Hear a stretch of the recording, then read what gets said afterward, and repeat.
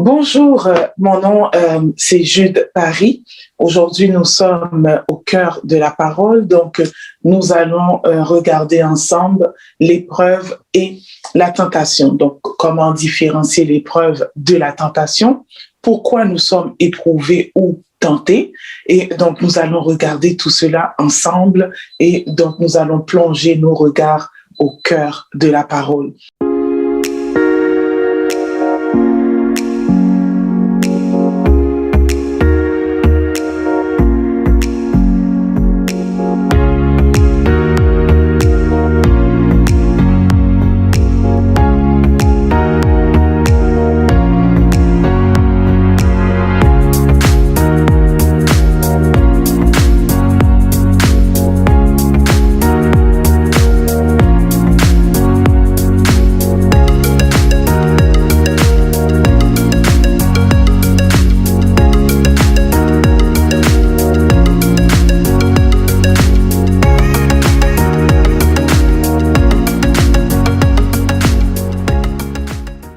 J'aimerais vous dire que l'épreuve, c'est pour tout le monde. Hein? Donc, l'épreuve n'est pas réservée à un groupe de personnes. Donc, l'épreuve, c'est généralement touche tout le monde.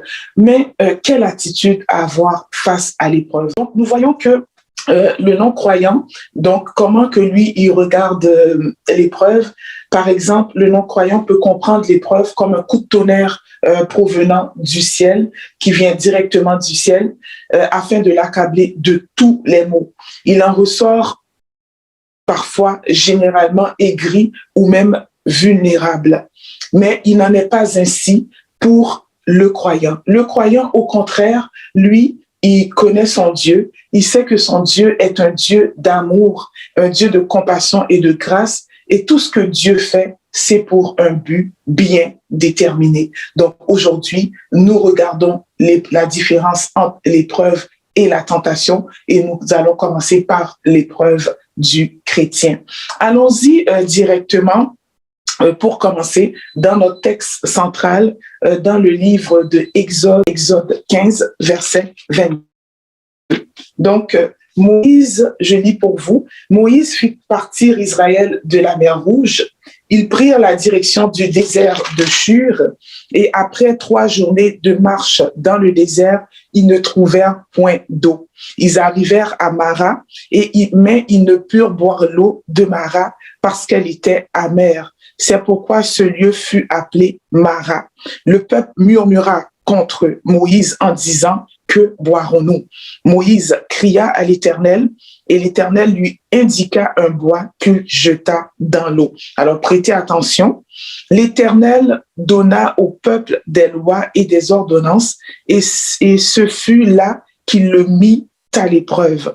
L'Éternel donna au peuple des lois et des ordonnances et ce fut là qu'il le mit à l'épreuve. Donc traduction hébraïque qui propose plutôt l'Éternel leur imposa des lois et des ordonnances et ce fut là qu'ils le mirent à l'épreuve. Donc, qu'est-ce que nous devons comprendre de tout ceci? Donc, le Seigneur éprouve son peuple, il lui donne des lois et des ordonnances et il l'éprouve. Nous allons regarder dans Exode 16, le verset 4. L'Éternel dit à Moïse: voici, je ferai pleuvoir du pain pour vous, je ferai pleuvoir pour vous du pain du haut des cieux. Le peuple sortira et en ramassera jour après jour la quantité nécessaire afin que je le mette à l'épreuve et que je vois s'il marche ou non selon ma loi. Donc, je veux vous dire que Dieu ne prend pas plaisir au mal. Donc, Dieu ne prend pas plaisir au mal. Donc, lorsque nous souffrons, lorsque nous sommes en tristesse, Dieu ne prend pas plaisir à cela parce que Dieu n'est pas attiré vers le mal. Nous avons dit que l'épreuve a un but. Donc, avant de nous mettre à l'épreuve, alors quand vient l'épreuve, hein? Donc, quand vient l'épreuve, donc l'épreuve vient après les lois et les ordonnances. Donc, Dieu nous enseigne d'abord et par la suite, Dieu nous éprouve. Donc, Dieu nous enseigne et Dieu nous éprouve. Donc, le Seigneur pour un but. Comment traverser l'épreuve? Donc, la première question, quand vient l'épreuve? Nous avons vu que l'épreuve vient après l'enseignement, après les lois et les commandements. Maintenant, comment traverser l'épreuve? Traverser l'épreuve, c'est d'avoir, donc comment qu'on traverse l'épreuve? C'est d'avoir la crainte de Dieu et également de garder ses commandements. Donc, comment qu'on traverse l'épreuve?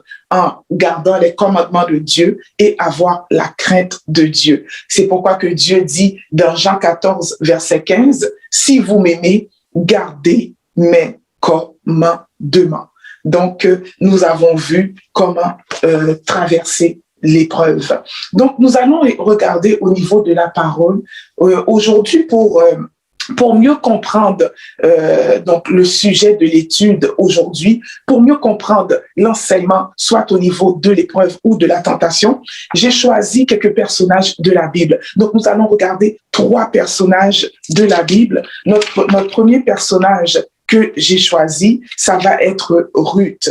Donc, ça va être, Naomi, donc dans le livre de Ruth. Donc, Naomi, dans le livre de Ruth, je recherche pour vous et nous allons regarder cela ensemble. Donc, nous savons que Naomi a été durement éprouvée et nous allons regarder tout cela ensemble. Donc, nous allons regarder ça ensemble. Alors, nous sommes au cœur de la parole, nous sommes dans le livre de Ruth, le chapitre 1er. Notre premier exemple d'une femme qui a été éprouvée, nous allons voir cela dans le livre de Ruth 1er et c'est Naomi. Et prêtez attention à ce que nous allons lire ensemble. Du temps des juges, il eut une famine dans le pays. Un homme de Bethléem de Juda partit avec sa femme et ses 2 fils pour faire un séjour dans le pays de Moab. Alors, du temps des juges, il eut une famine. Donc, prêtez l'oreille à famine. Un homme de Bethléem de Juda partit avec sa femme et ses 2 fils pour faire un séjour dans le pays de Moab. Le nom de cet homme était Elimelech, celui de sa femme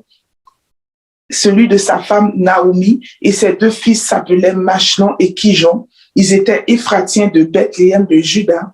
Ils arrivèrent au pays de Moab et ils fixèrent leur demeure. Donc, ils s'établirent au pays de Moab. Elimelech, mari de Naomi, mourut et elle resta avec ses 2 fils. Ils prirent des femmes moabites dont l'une se nommait Orpra et l'autre Ruth. Ils habitèrent là environ 10 ans.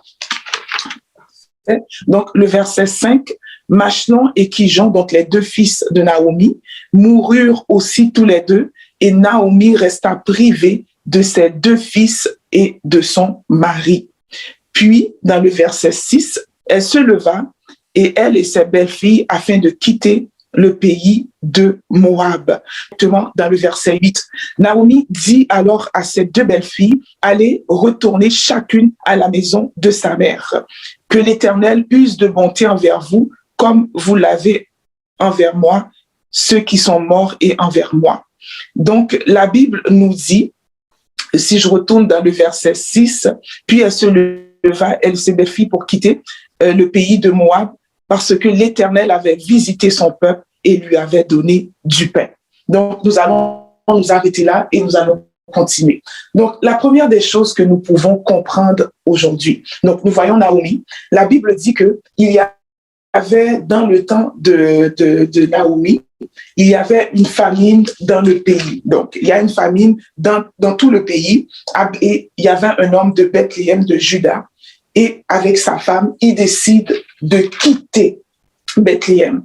Donc, vous savez, cette épreuve de famine, parce que nous savons que Naomi et sa famille étaient dans l'abondance.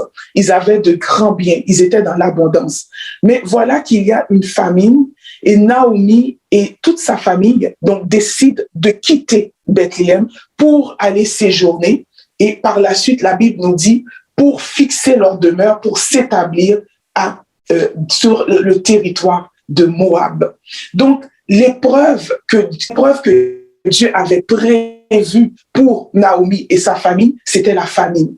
Écoutez, donc Naomi a décidé de fuir cette épreuve. Donc elle est partie, donc elle a quitté le territoire de Moab, de Bethléem, pour partir sur le territoire de Moab. J'aimerais vous dire quelque chose. Lorsque nous sommes dans une épreuve, la première chose que nous devons nous assurer, est-ce que cette épreuve vient de Dieu? Oui, oui, Dieu éprouve ses enfants, mais il y a certaines épreuves que ça ne vient pas de Dieu. Dans le cas de Naomi, le plan qui était fixé pour Naomi, c'est qu'il y avait une épreuve au niveau de la famine. Elle était dans l'abondance et voici que le pays est frappé de la famine. C'était dans le plan de Dieu qu'elle rentre dans cette épreuve. Au lieu de suivre le chemin que Dieu a tracé pour elle, au lieu de suivre le plan de Dieu, Naomi décide de s'éloigner du plan de Dieu et de partir elle-même du côté du territoire de Moab. Du côté du territoire de Moab, ce n'était pas de la volonté de Dieu. Il y a certaines épreuves que nous connaissons, que nous pouvons connaître dans notre vie, qui viennent de Dieu. Mais il y a certaines épreuves qui ne viennent pas de Dieu. Aujourd'hui, si tu es dans une épreuve et tu es dans la volonté de Dieu, tu es à la bonne place. Si tu es dans une épreuve et tu suis le plan de Dieu, le chemin que Dieu avait tracé, car Dieu trace un chemin, même dans l'épreuve, tu es à la bonne place. Parce que Naomi, elle a décidé de quitter Bethléem. Donc, Bethléem, c'était la ville natale de Naomi. Israël, c'était le lieu que Dieu avait prévu pour son peuple, ainsi que également pour Naomi et sa famille. Oui, le Seigneur allait passer avec eux, à travers ce moment, mais Naomi a décidé de ne pas attendre ce moment. Elle a décidé elle-même un autre plan B. Elle est partie du côté de Moab. Et laissez-moi vous dire, lorsque Naomi s'est établie du côté du territoire de Moab, elle a trouvé pour un peu de temps de l'abondance, effectivement. Elle a échappé à la famine de son pays, effectivement. Mais sur la terre de Moab, il n'y a pas les commandements de Dieu. Sur la terre de Moab, il n'y a pas la crainte de Dieu. Sur la terre de Moab, il n'y a pas les frères et les sœurs qui pouvaient demeurer avec elle dans la foi. Et qu'est-ce qui s'est passé? L'adversité qu'elle a connue sur la terre de Moab a été beaucoup plus grande que la famine. Parce que sur la terre de Moab, la Bible dit que peu de temps après, son mari est décédé. Et par la suite, elle perdit ses 2 fils. Donc, ce qu'elle a connu à Moab ne venait pas de Dieu. Dieu avait prévu la famine, mais ce qu'elle a connu à Moab n'était pas de Dieu. Donc, même lorsque vous êtes éprouvé, assurez-vous que vous êtes dans la volonté de Dieu. Donc, si je parle peut-être à un homme ou une femme, je prends un exemple, si toutefois tu es dans une attente de pouvoir te marier et tu dis oh, le temps presse, le temps est trop long, je ne peux plus attendre le Seigneur. Oui, le Seigneur avait un plan pour toi, mais pendant un certain temps, Dieu a décidé de te garder célibataire. Dieu a décidé de te garder ainsi pour un certain temps. Et toi, tu n'as pas voulu attendre. Tu t'es précipité pour aller prendre un homme. Tu t'es précipité pour aller prendre une femme. Ce que tu vas connaître dans le foyer sera peut-être plus difficile que l'attente que Dieu t'a imposée. Ce que tu vas connaître dans le foyer va être beaucoup plus difficile que l'attente. Donc, ne prends pas un autre chemin. Suis le chemin de Dieu. Suis le chemin de Dieu.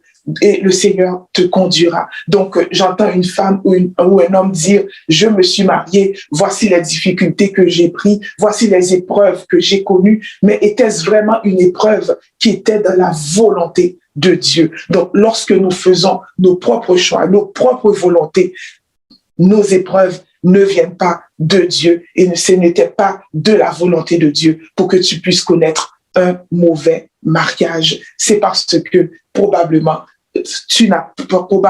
que tu n'as pas suivi le chemin que Dieu avait tracé pour toi. Donc, j'aimerais fortifier un homme et une femme à suivre pleinement la voie que Dieu lui a tracé.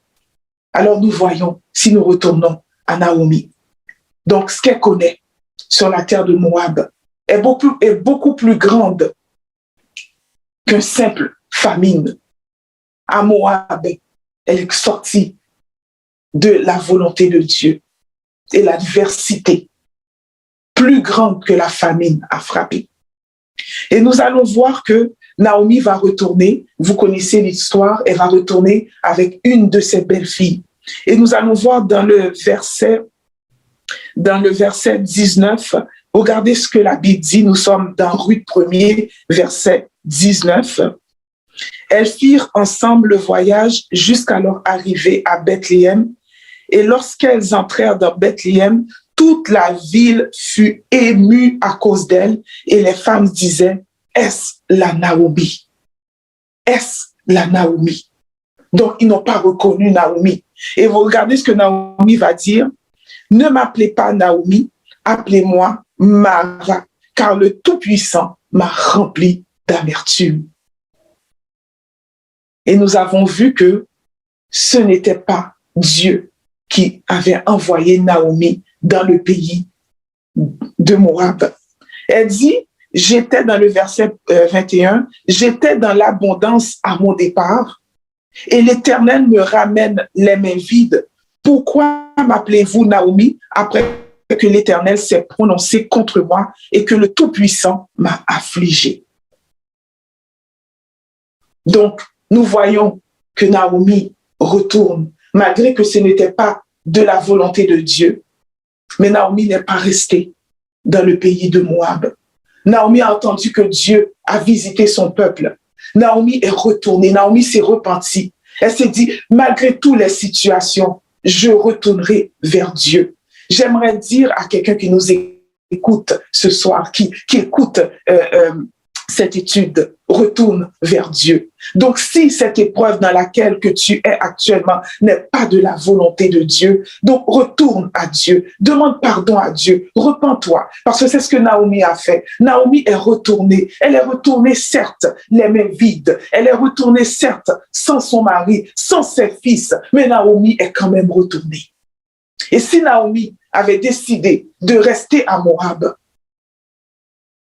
aujourd'hui, Naomi n'aurait pas connu cette restauration. Nous allons voir que lorsque nous restons dans la pleine volonté, la volonté parfaite de Dieu pour notre vie, même dans l'épreuve, Dieu a également prévu notre restauration. Donc, nous allons voir la restauration de cette femme. Donc, Naomi retourne les mains vides, mais elle retourne pas seule, elle retourne avec sa belle-fille. Et ce que Dieu va faire, par l'entremise de sa belle-fille, Ruth, le Seigneur va complètement restaurer cette femme. Allons-y regarder dans le livre encore de Ruth.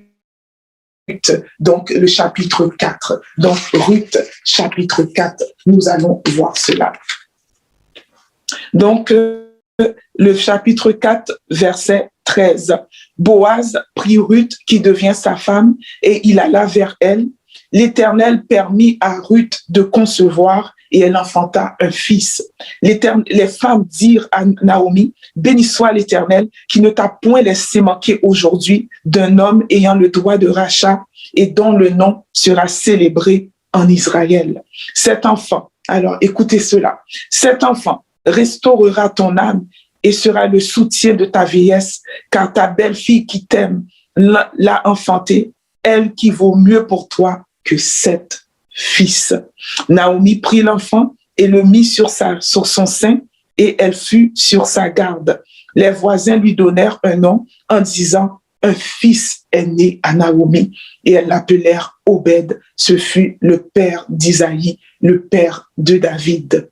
Donc, nous voyons la restauration que Dieu donne, que Dieu accorde à Naomi. Donc, oui, Naomi a tout perdu de l'autre côté, dans le pays qui n'était pas la volonté de Dieu, dans le chemin que Dieu n'avait pas tracé. Nous avons vu que la famine était prévue par Dieu, car la Bible dit il eut une famine, mais elle était à Bethléem. Il eut une famine. Même lorsqu'il y a des tempêtes, si tu es dans la volonté de Dieu, si tu marches avec Dieu, tu es sur la bonne voie. Même lorsqu'il y a une tempête, si Dieu est à côté de toi, tu es victorieux, tu es heureux, tu n'as rien à craindre parce que tu es dans le bon chemin.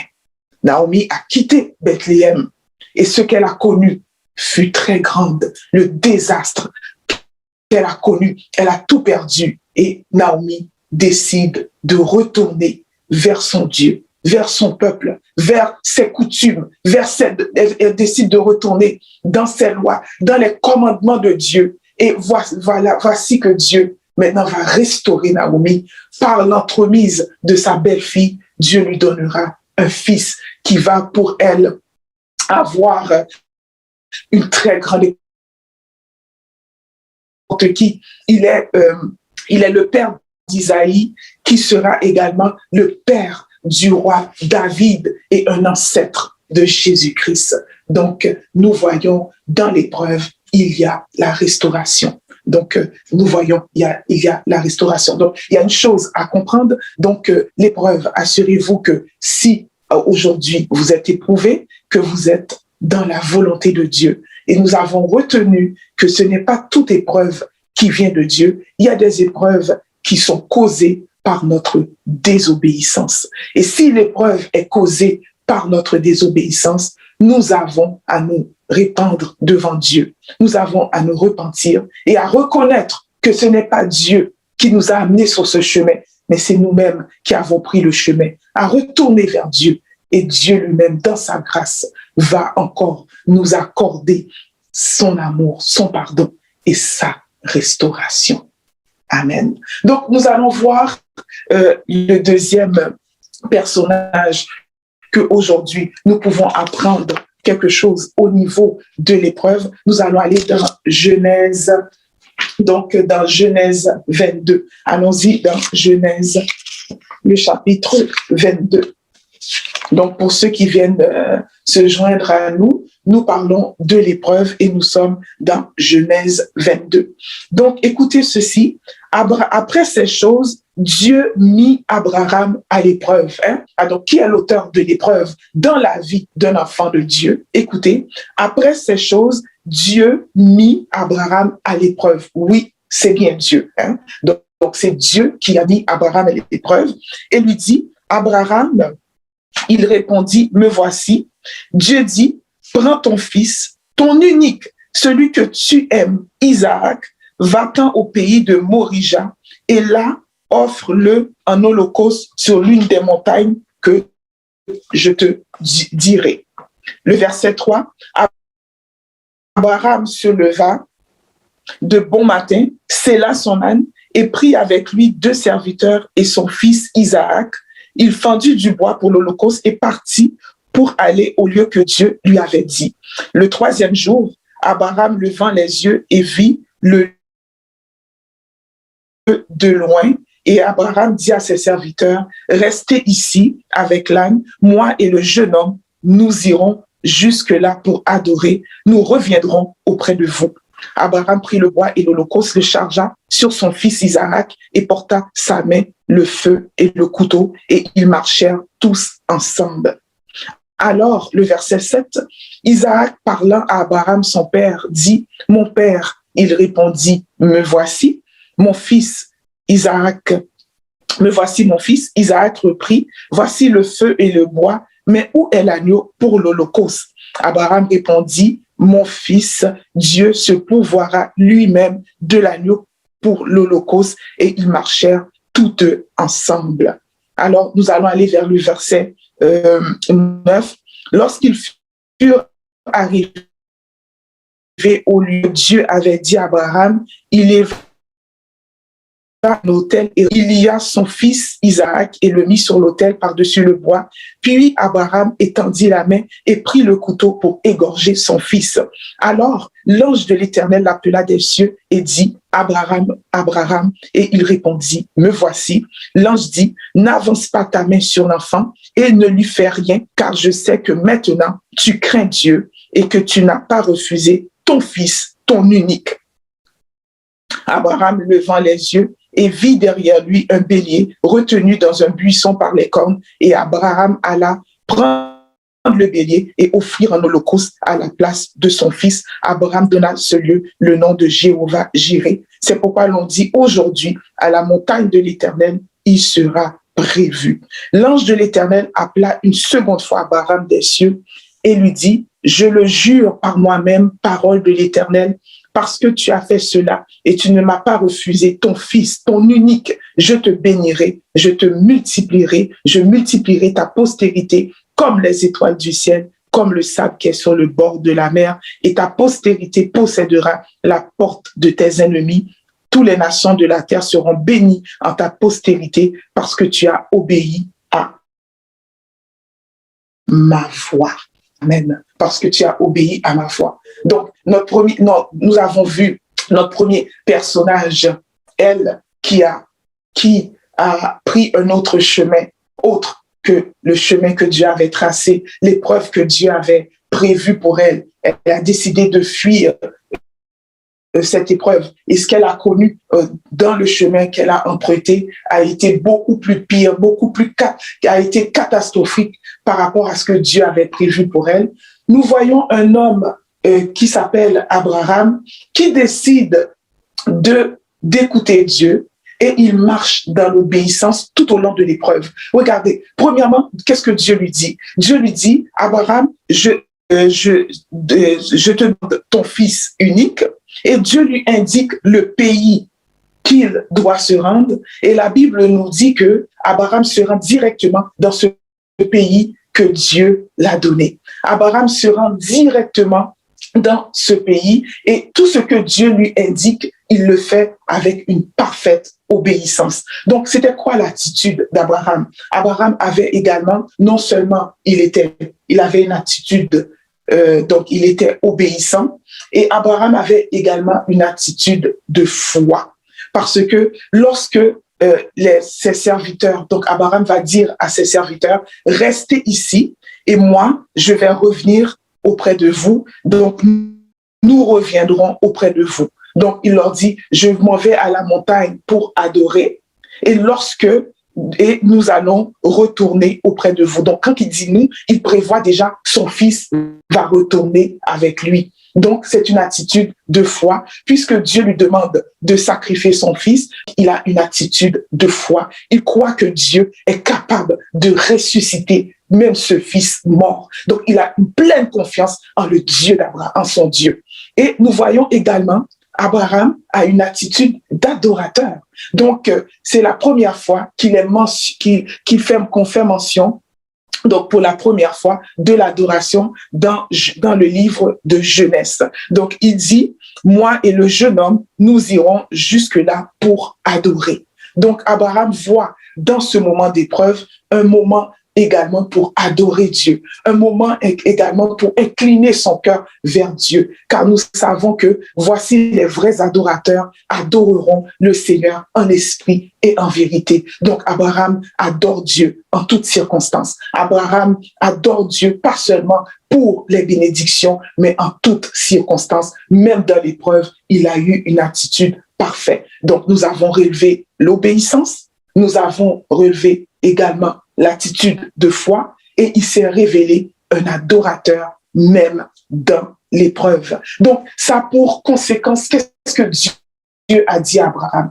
Il a dit à Abraham, maintenant, je vois que tu crains Dieu. Tu n'as pas épargné ton unique fils. Tu ne m'as pas refusé ton unique fils. Et le Seigneur encore s'adresse à Abraham. Il lui dit, je te bénirai lorsque nous marchons dans l'obéissance. Lorsque nous faisons confiance à Dieu, Dieu nous bénit même à travers l'épreuve. Et Abraham va dire quelque chose, Dieu se chargera lui-même de l'Holocauste. Donc, Jéhovah Jireh. Donc, il a fait confiance à Dieu et il savait que Dieu avait déjà prévu également l'Holocauste. Donc, Abraham a passé le test de l'épreuve haut la main. Donc, nous disons merci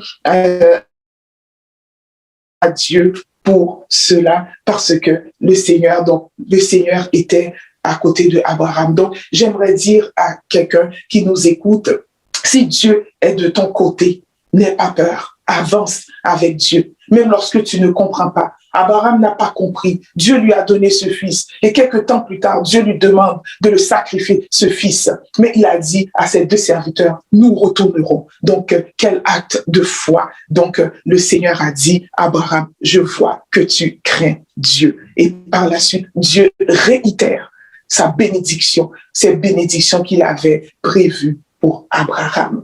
Sachez que l'épreuve du chrétien n'est jamais une fatalité.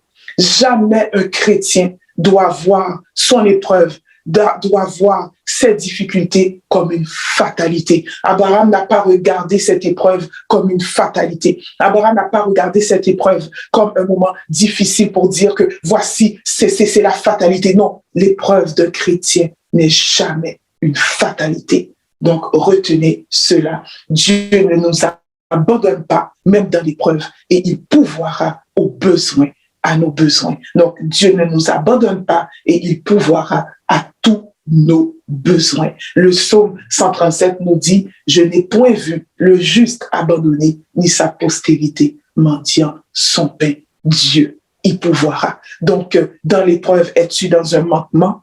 Dieu y pourvoira. Nous allons regarder notre troisième personnage. Donc, nous allons voir ce personnage dans le livre de Samuel 1er, le verset 15. Donc, regardons notre troisième personnage dans le livre de Samuel. Donc, Samuel 1er, le verset 15.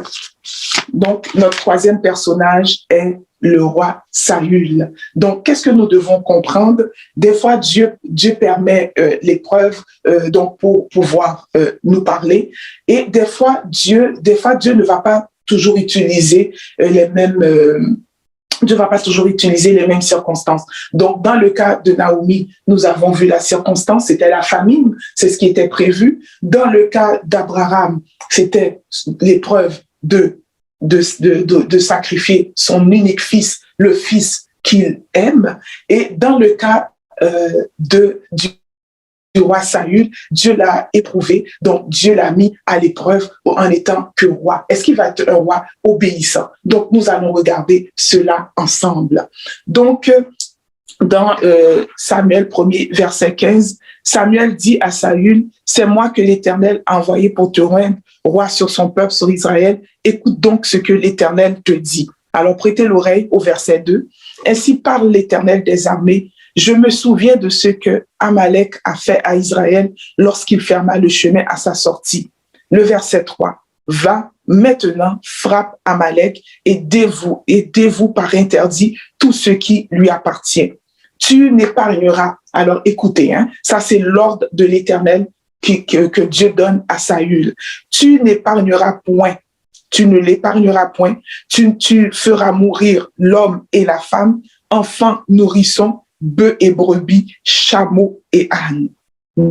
Donc Dieu dit, dévoue le peuple par interdit, n'épargne, autrement dit, n'épargne personne.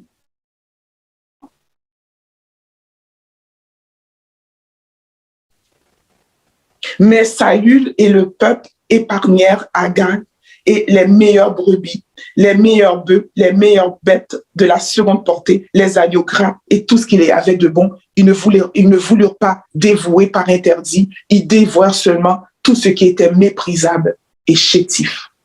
Donc, nous avons vu, le Seigneur donne une ordonnance. Donc, il donne une ordre au roi Saül. Il dit, dévoue par interdit ce peuple, ne laisse rien, ne néglige rien, dévoue, rase complètement ce pays et ses habitants.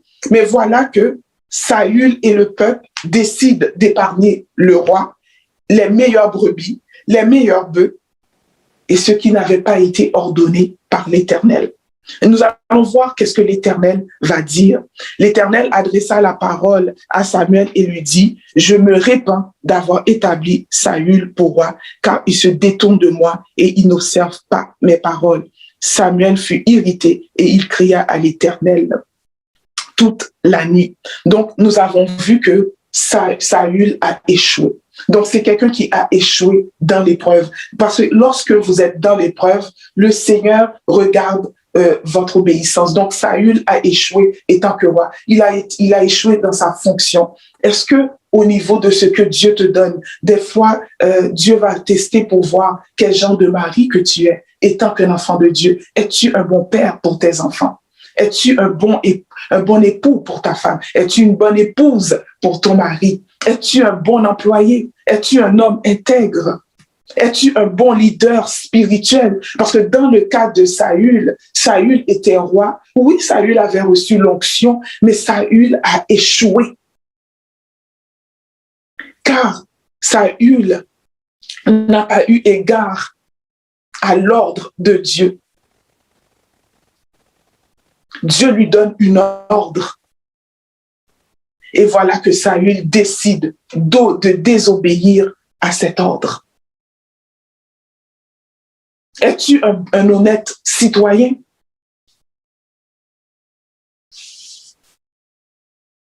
Et voici ce que le Seigneur va dire.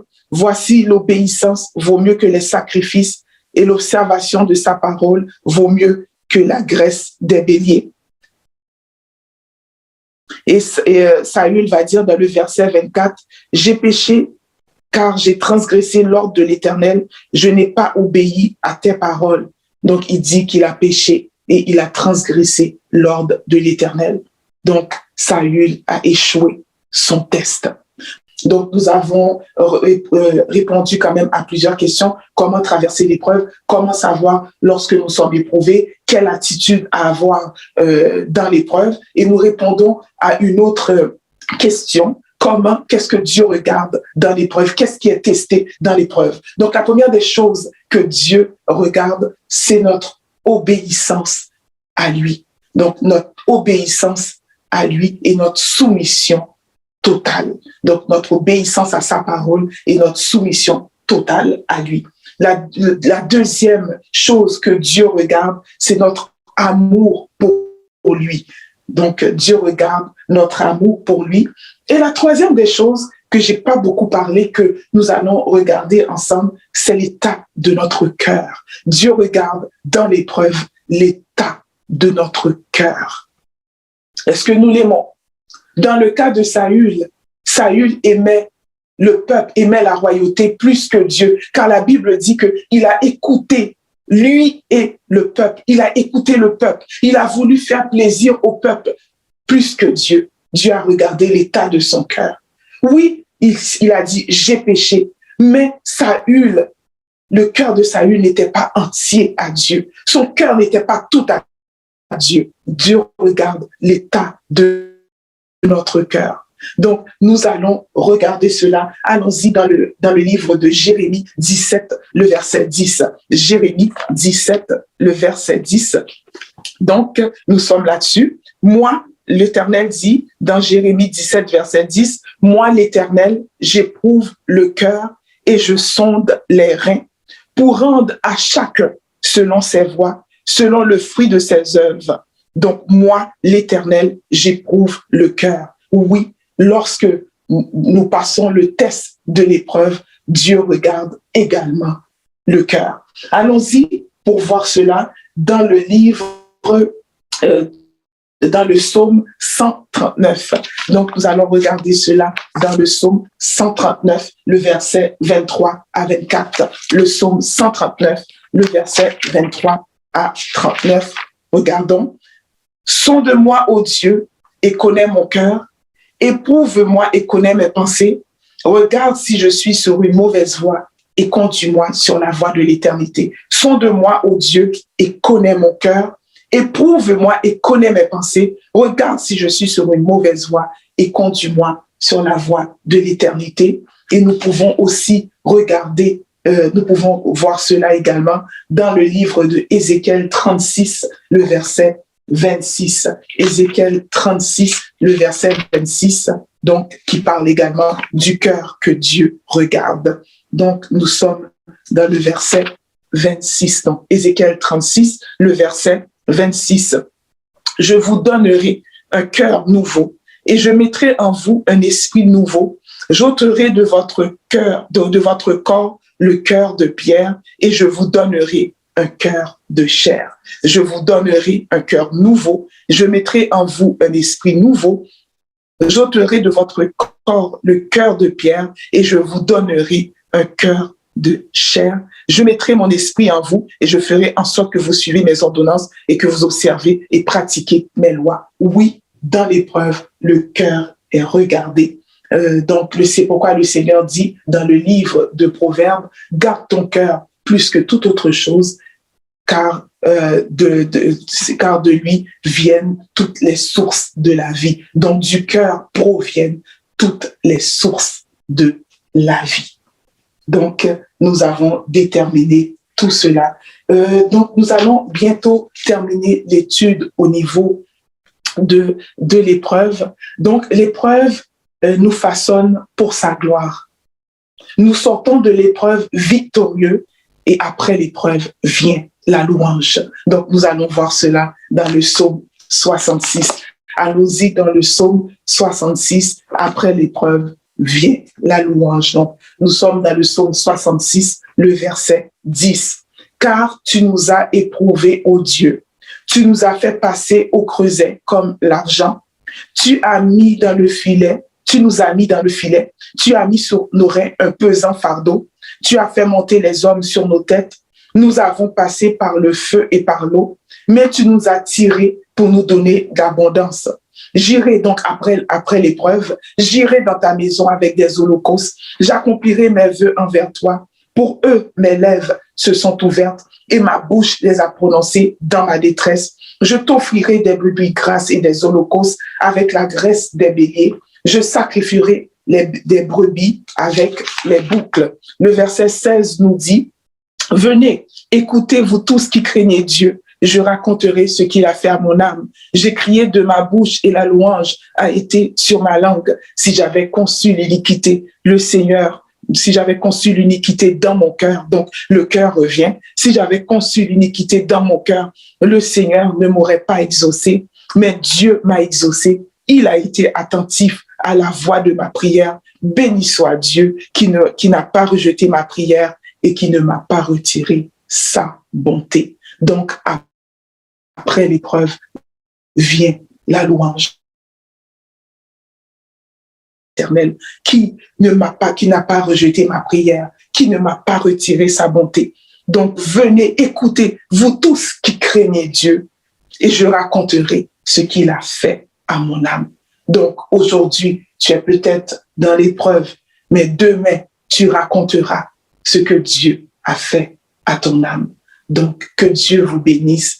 C'était l'étude, l'enseignement au niveau de l'épreuve. Donc, maintenant que nous avons vu que la louange est certaine pour ceux qui sont après l'épreuve, que la louange est certaine, nous avons vu que après l'épreuve, l'action de grâce ou les cris de joie sont certains. Donc maintenant, nous allons regarder la tentation. Qu'est-ce que dit la Bible par rapport à la tentation? Donc, nous allons regarder cela. Donc, dans un premier temps, la tentation, qui est l'auteur de la tentation? C'est le tentateur, le diable. Donc, la personne qui est l'épreuve. Donc, qui est l'auteur de la tentation? C'est le diable lui-même qui est l'auteur de la tentation. Il est également appelé le tentateur.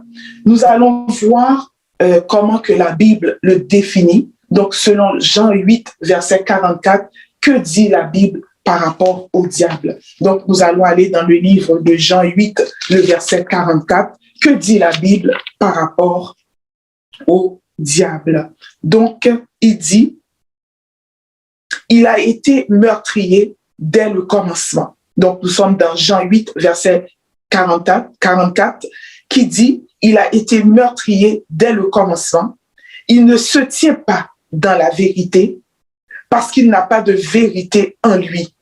Lorsqu'il profère le mensonge, il parle de son propre fond, car il est menteur et le père du mensonge. Donc, la Bible définit ainsi le diable comme le père en étant le père du mensonge. Donc, voilà, nous avons regarder selon la Bible qui est le diable. Donc, il est le meurtrier, il est un meurtrier, il n'a pas de vérité en lui et il est menteur et il est le père du mensonge. Donc, le but de la tentation, donc nous avons vu qui amène à la tentation, nous avons vu qui est le diable selon la Bible, donc selon Jean 8, verset 44. Et maintenant, le but de la tentation, elle nous amène à transgresser la loi de Dieu, donc à pécher contre Dieu. Si l'épreuve nous amène à une complète obéissance et aux commandements et aux lois de Dieu, la tentation, elle, c'est tout à fait le contraire. Elle nous amène à transgresser la loi de Dieu afin de pécher contre Dieu. J'aimerais ouvrir une parenthèse et nous allons la fermer rapidement. Tout péché qui est commis est d'abord commis contre Dieu. Regardez, les deux plus grands commandements nous disent « Tu aimeras le Seigneur ton Dieu de toutes tes forces, de toute ton âme, de toute ta pensée, de tout ton cœur. » Ça, c'est le premier commandement. Le deuxième commandement nous dit « Aime ton prochain comme toi-même. » Ces deux commandements accomplissent la loi et les prophètes. Si le premier commandement, c'est d'aimer Dieu, donc également, lorsque nous péchons tout d'abord contre Dieu avant de pécher contre son prochain. Regardons ceci dans le livre de Luc 15, le verset 21. Luc 15, le verset 21. Donc, c'est l'histoire du fils prodigue. Nous n'allons pas nous attarder là-dessus, mais le fils prodigue décide de quitter la maison avec la maison de son père avec tous les biens et il va lapider, il va gaspiller, tous les biens de son papa. Mais en retournant, regardez ce qu'il va dire à son père. « Mon père, j'ai péché contre le ciel et contre toi. » Donc, quel rapport y a-t-il avec le ciel? Mais il dit d'abord, j'ai péché contre Dieu et contre toi. J'ai péché contre le ciel et contre toi. Donc, tout péché qu'un homme puisse commettre est d'abord contre Dieu avant d'être contre son prochain. Donc, nous allons regarder cela également dans Genèse, dans le livre de Genèse 39, versets 7 à 9. Après ces choses, il arriva que la femme de son maître porta les yeux sur Joseph et dit, « Couche avec moi. » Il refusa et il dit à la femme de son maître, « Voici mon maître ne prend avec moi connaissance de rien dans la maison. » Et il a remis entre mes mains tout ce qui lui appartient.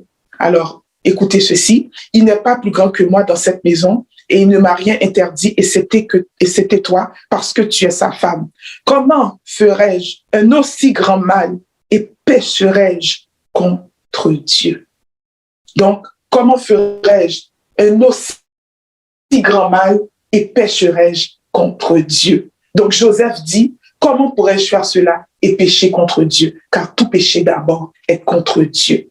J'entends quelqu'un me dire, et le péché de l'impudicité, et le péché du corps. Nous allons voir qu'est-ce que la Bible nous dit dans 1 Corinthiens 6, versets 18 à 20. 1 Corinthiens 6, le verset 18 à 20.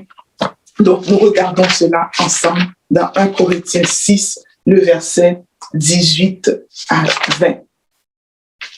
Fuyez l'impudicité. Quelque autre péché qu'un homme commette, ce péché est hors du corps. Donc, tout péché qu'un homme peut commettre est hors du corps, mais celui qui se livre à l'impudicité pêche contre son propre corps. Ne savez-vous pas que votre corps est le temple du Seigneur, qu'il est en vous, et vous avez reçu de Dieu, et que vous ne vous appartenez point à vous-même, car vous avez été rachetés à un grand prix. Glorifiez donc Dieu dans votre corps et dans votre esprit qui appartiennent à Dieu. Donc, que ce soit un péché hors du corps, que ce soit un péché contre son propre corps, lorsque nous péchons contre Dieu. Et le péché de l'impudicité, de l'immoralité, même lorsque c'est fait, c'est contre Dieu. Car la Bible a dit, nous appartenons au Seigneur. Nous avons reçu son esprit et nous lui appartenons. Donc, lorsque nous péchons de cette façon, nous péchons également contre Dieu, malgré que c'est ton corps, parce que notre corps est le temple du Seigneur. Donc, je ferme rapidement cette parenthèse. Je voulais éclaircir ce point. Donc, c'est pourquoi nous avons dit que la tentation nous amène à transgresser la loi de Dieu, donc à pécher contre Dieu. Donc, toute tentation amène à pécher contre un commandement. Hein? Donc, c'est le but de la tentation, c'est de pécher contre un commandement. Nous allons voir cela, d'accord? Nous allons voir cela dans Jacques 1er, le verset 13 à 15. Jacques 1er, le verset 13 à 15. Regardez ce que le livre de Jacques nous dit. Que personne, lorsqu'il est tenté, ne dise « c'est Dieu qui me tente ». Donc, ce n'est pas Dieu qui tente, c'est le diable qui tente, c'est le tentateur qui tente.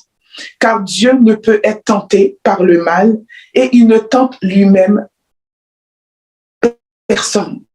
Donc, si vous avez une pensée contraire, ça ne vient pas de Dieu. Une pensée de haine dans vos cœurs, ça ne vient pas de Dieu. Une pensée de suicide, ça ne vient pas de Dieu.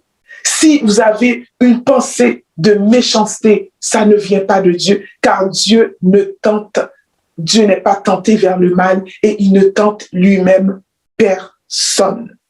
Mais chacun, écoutez ceci, est tenté quand il est attiré et amorcé par sa propre convoitise. Puis la convoitise, lorsqu'elle a conçu, en fait, enfante le péché, et le péché étant consommé produit la mort. Car nous savons que le salaire du péché, c'est la mort, mais le don gratuit de Dieu, c'est la vie éternelle en Jésus-Christ. Et nous pouvons voir cela à la chute de l'homme au Jardin d'Éden. Vous pouvez aller le voir. Nous n'aurons pas le temps de le regarder. Donc, il y avait quand même la convoitise, car la Bible dit que la femme vit que l'arbre était bon à manger et agréable à la vue. Hein. Donc, elle voyait elle regardait l'arbre, elle a vu qu'il était bon à manger et agréable à la vue et précieux pour ouvrir l'intelligence.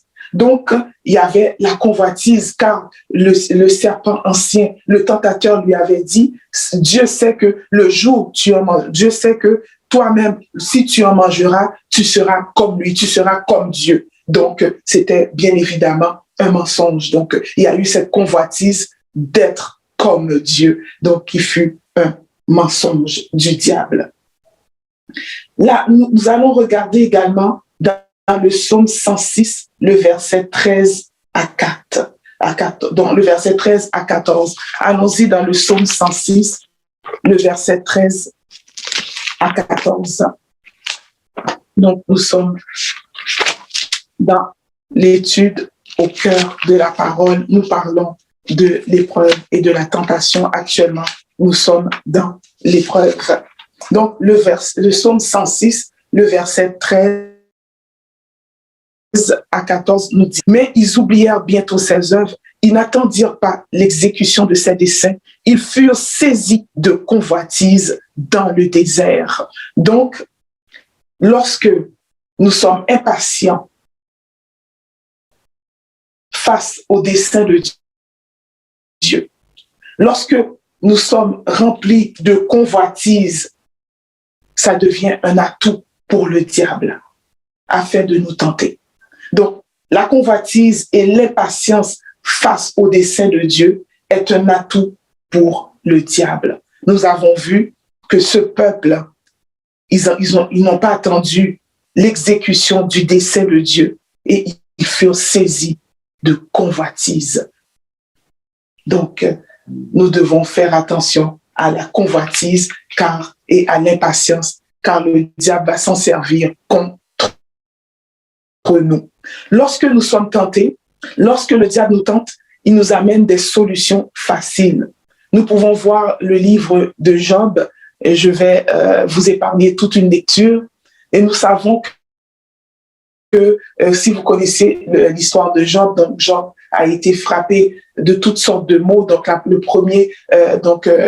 les premiers malheurs de Job, c'était il a perdu toute sa famille. Et pourquoi? Parce que le Seigneur avait donné un bon témoignage de Job au diable. Donc il a dit, ne vois-tu pas mon serviteur Job? Donc, comment Job est? Il est un homme intègre et droit. Il se détourne du mal. Donc, il observe mes paroles. Et le diable avait dit, est-ce une façon de désintéresser Job parce que tu l'as béni de toutes sortes de bénédictions? Enlève-lui tout ce qu'il a. Enlève-lui tous ses biens. Enlève-lui tout ce qu'il a et tu verras que Job va te maudire. Et la Bible dit que malgré tout, Job n'a pas maudit le Seigneur et Job n'attribuera rien d'injustice à Dieu. Donc, le plan du diable, c'était qu'il voulait que Job puisse maudire Dieu. Et vous allez voir dans Job 2, vous allez voir comment que le diable, par l'entremise de la femme de Job, comment qu'il va tenter Job pour maudire Dieu. Donc, pour enfreindre une loi de Dieu qui dit, tu adoreras le Seigneur ton Dieu. Donc, regardez, sa femme lui dit, donc Job fut frappé encore cette fois-ci par un ulcère, et sa femme va lui dire, tu demeures ferme dans ton intégrité, maudit Dieu. Donc, c'était la tentation de Job. Donc, malgré tout ça, le diable a suggéré, maudit Dieu et meurt. Donc, quand le diable sait, donc c'est ce qu'il avait dit. Il a dit, Job te maudira. Et pour pouvoir y arriver, il suggéra cela par sa femme qui lui dit, tu demeures dans ton intégrité, maudit Dieu et meurt. Et la Bible dit, en tout cela, Job ne pécha point de ses lèvres. Donc, Job est resté intègre. Gloire à Dieu pour un tel homme. Donc, nous allons regarder Jésus dans Matthieu 4, qui fut également tenté. Donc, nous regardons cela pour notre instruction. Donc, nous allons regarder Jésus. Nous voyons que Jésus fut amené par l'Esprit dans le désert pour être tenté par le diable. La Bible dit, après avoir jeûné 40 jours et 40 nuits, il eut faim. Le tentateur s'est approché, lui dit, si tu es le Fils de Dieu, ordonne que cette pierre devienne des pains. Vous allez voir comment que le diable va commencer. Il va commencer par un si. Hein? Il apporte le doute. C'est ce qu'il avait fait au jardin d'Éden. Dieu a-t-il réellement dit? Le doute. Et voilà que maintenant, il vient encore avec cette même façon de faire vers Jésus pour lui dire, si tu es le Fils de Dieu. Le diable savait très bien qui était Jésus, mais il veut semer le doute. Si tu es le Fils de Dieu, ordonne que cette pierre devienne des pains. Jésus lui répondit, il est écrit, l'homme ne vivra pas seulement de pain, mais de toute parole qui sort de la bouche de l'Éternel. Il lui dit encore, si tu es le Fils de Dieu, jette-toi en bas, car il est écrit, il ordonnera ses anges à ton sujet et ils te porteront sur les mains de peur que ton pied ne heurte contre une pierre. Regardez, lorsque le diable sème le doute, après avoir semé le doute, après avoir semé le doute, qu'est-ce qu'il vient faire? Maintenant, il vient avec son programme. Il vient avec ce qu'il avait prévu. Regardez ce qu'il va dire à Jésus dans le verset 8. Le diable le transporta encore sur une montagne très élevée, lui montra tous les royaumes du monde et leur gloire, et lui dit, je te donnerai toutes ces choses si tu te prosternes et m'adores. Est-ce que vous comprenez? Donc, tous les doutes qu'il amenait, si tu es le Fils de Dieu, si tu es le Fils de Dieu, donc il préparait son plan. Il préparait son plan diabolique, satanique. Il préparait son plan pour que Jésus arrive, pour qu'il puisse dire à Jésus, je te donnerai toutes ces choses si tu te prosternes et tu m'adores. C'était à cette fin-là qu'il voulait arriver. C'était à cela qu'il voulait arriver. Il voulait que Jésus puisse l'adorer. Il voulait que Jésus puisse se prosterner. Mais notre Seigneur a dit, retire-toi de moi, Satan, car il est écrit, tu adoreras le Seigneur ton Dieu et tu le serviras, lui seul. Le livre, la Bible nous dit, donc lorsque dans le livre de Jacques 4, le verset 7, la Bible nous dit dans le livre de Jacques 4, verset 7, nous allons regarder ça rapidement et nous avons pour bientôt finir. Donc il nous dit, soumettez-vous donc à Dieu, résistez au diable et il fuira loin de vous. Jésus a résisté au diable par la parole et il lui a dit, tu adoreras le Seigneur ton Dieu. Lorsqu'une personne est tentée par le diable, il finit par lui faire une demande précise. Et cette demande, c'est pour, bien évidemment, enfreindre une loi de Dieu. Quels sont maintenant les outils que le diable utilise pour nous tenter? Nous voyons qu'il utilise la ruse, le doute, si tu es le Fils de Dieu, Dieu a-t-il réellement dit? La ruse, maudit Dieu et meurt. La tromperie, la séduction, ce sont les outils que le diable utilise pour pouvoir arriver à ses fins. Donc, la Bible nous dit encore que le diable, donc, il vient également pour détruire, pour égorger. Donc, quand le diable vient, il ne vient pas pour blaguer, il vient pour détruire, il vient pour égorger, il vient pour arracher, il vient pour faire du mal, il ne vient pas pour faire du bien. Et nous pouvons voir cela dans le livre de Jean 10, 10, que vous pouvez aller regarder. Maintenant, qu'est-ce que Dieu a prévu pour nous dans la tentation? Parce que si Dieu est avec nous dans l'épreuve, Dieu est également avec nous dans la tentation. Regardez ce que Dieu a prévu pour ses enfants dans la tentation. Qu'est-ce que Dieu a prévu pour nous? Nous allons voir cela dans Éphésiens 6, le verset 10. Éphésiens 6, verset 10. Au reste, donc, les armes spirituelles du chrétien. Au reste, frères, fortifiez-vous dans le Seigneur et par sa force toute puissante. Revêtez-vous de tous les armes de Dieu afin de pouvoir tenir ferme contre toutes les ruses du diable. Car nous n'avons pas à lutter contre la chair et le sang, mais contre les dominations, contre les autorités, contre les principes, les princes de ce monde, de ténèbres, contre les esprits méchants dans les lieux célestes. C'est pourquoi, écoutez bien, prenez tous les armes de Dieu. Donc, Dieu a laissé des armes pour que nous puissions faire face à la tentation. Prenez tous les armes de Dieu afin de pouvoir résister dans les mauvais jours et tenez ferme après avoir tout surmonté. Donc, tenez ferme, ayez à vos reins la vérité pour ceinture. Revêtez la cuirasse de la justice. Mettez vos chaussures à vos pieds. Mettez pour chaussure à vos pieds le zèle que donne l'évangile de paix. Prenez par-dessus tout cela le bouclier de la foi avec lequel vous pourrez éteindre tous les traits enflammés du malin. Prenez aussi le casque du salut et l'épée de l'esprit qui est la parole de Dieu. Donc Dieu nous donne des armes. Dieu est avec nous même dans la tentation. Dieu est là. Mais Dieu nous dit dans la tentation, prenez tous les armes que je vous ai données, l'épée de la parole, le casque du salut, ayez à vos reins la ceinture de la vérité. Revêtez-vous de la cuirasse de la justice. Mettez à vos pieds le zèle. Mettez pour chaussure à vos pieds le zèle que donne l'évangile de paix. Dieu ne nous abandonne pas, même dans la tentation. Donc, pour terminer, j'aimerais encourager quelqu'un, un homme, une femme, qui actuellement vit ces moments, qui actuellement est tenté par le diable.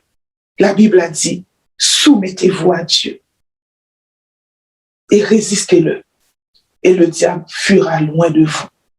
Et voici aujourd'hui ce que Dieu dit à quelqu'un, à son enfant qui est tenté. Nous allons voir cela dans 1 Corinthiens 10, le verset 13. 1 Corinthiens 10, le verset 13. Donc, nous voyons cela dans 1 Corinthiens 10, le verset 13.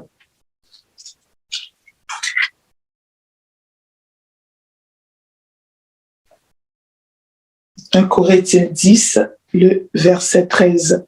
Aucune tentation, donc Dieu nous parle aujourd'hui en nous disant, aucune tentation ne vous est survenue qui n'ait été humaine. Ce que tu vis n'est pas surnaturel, elle est humaine. Cette tentation que tu connais dans ta chair, elle est humaine.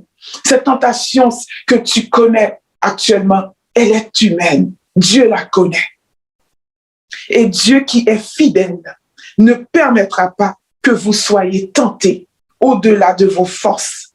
Mais avec la tentation, il préparera aussi le moyen de s'en sortir afin que vous puissiez la supporter. Oui, même dans la tentation, Dieu prépare un moyen afin que tu puisses sortir de cette tentation. Encore une fois, heureux celui qui supporte la tentation.